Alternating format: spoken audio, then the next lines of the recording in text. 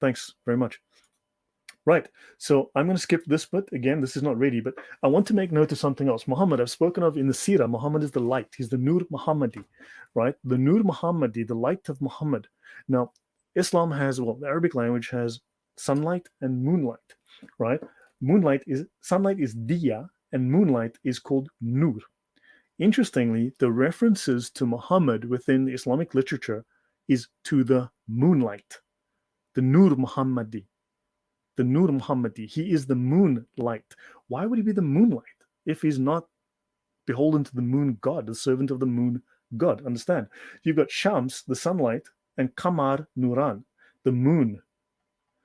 So yeah, make of that what you will. Make of that what you will. So now the moon symbol and your lying eyes. In other cultures, the moon was female, the sun was male. These are reversed in Arabia, and especially under the Sabaeans, right, from Yemen. The star is the sun of the moon and the sun. Now, Muslims fast from crescent moon to crescent moon. Islam has a lunar calendar, and Islam's symbol on mosques is the crescent moon. And someone mentioned this massive crescent moon on top of the clock, on top of the Fairmont Hotel in Mecca. These are people. You see these little squiggles here? These are people. Those are humans standing there. This thing is enormous. Okay? So Jason Bourne, Jesus called the morning star. Well, that may be Jason Bourne, except the context is completely different. But we're not talking about that, unless you talk about Islam and explain all of these connections to the pagan Babylonian pantheon. We're going to have to silence you, put you in timeout. You guys have permission to put him in timeout if he gets annoying, please. Now, notice this is the same symbol here, the star. This is a pagan symbol. This is Babylonian. The same symbol. Islam has exactly the same symbolism, precisely the same symbolism, precisely the same symbolism. This is paganism to the core, right? Let's go to the Kaaba doors. The Kaaba doors have a sun symbol on them. That's a sun symbol, sun symbol. This is either a moon or a star symbol. I'm not certain if it's the moon. I think this would be the star symbol. So you've got the sun and the moon on the Kaaba doors. Right, let's have a look at the previous Kaaba doors. Apparently, these doors have been replaced 6 times. Again, the sun symbol. Again, the sun. Now, let's have a look about Yahweh.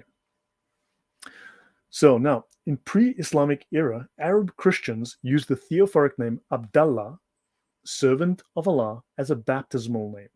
Abdallah was also Muhammad's father's name.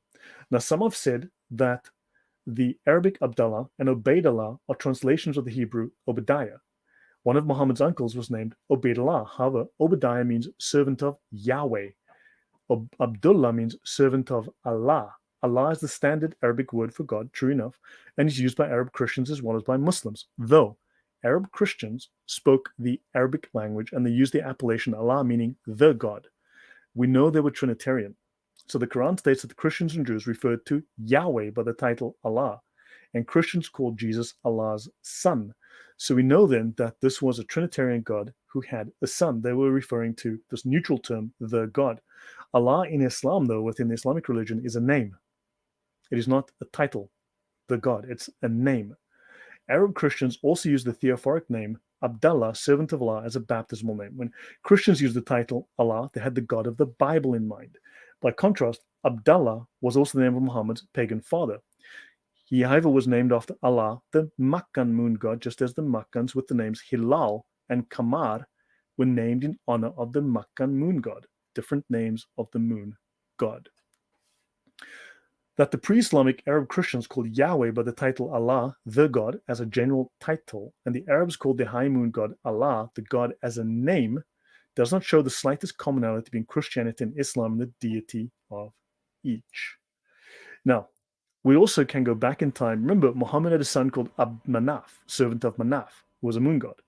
Then star god, Venus, star god. Then you had Abd al-Uzza, another son called Abd al-Uzza, right, who was now servant of slave of al-Uzza, which is very interesting. But his great-grandfather was also called Abd Manaf. So his whole family. And of course, we know that he sacrificed an ewe to Al-Uzza. Muhammad used to worship Al-Uzza. We know that he and Khadija worshipped Al-Uzza as well.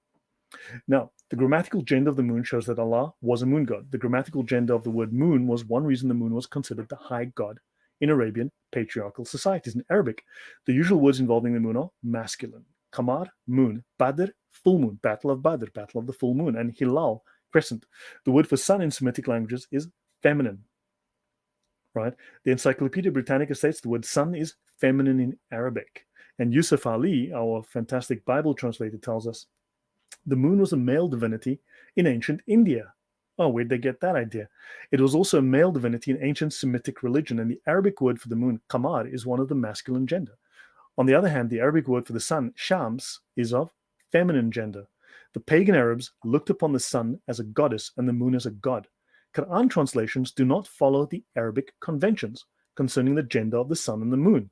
So Western scholars will typically follow the ancient mythology of the local area that they live in. So in other words, if they're from England or America or wherever they might be, they translate sun as masculine because they do in their culture. They're not thinking in terms of the Arabic culture.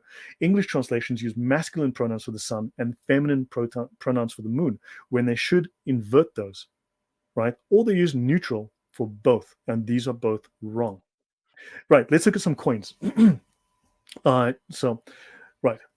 Now you've got the same symbol on Hadrian's coin here from the very early 2nd century. Hadrian's coin, pagan symbol, star and moon god. Okay, star and moon, right? Now, the Muslims are very keen to tell us that Turkey established the crescent and star, I think in the 17th century or the 18th century. They'll tell you, no, it's a very late change.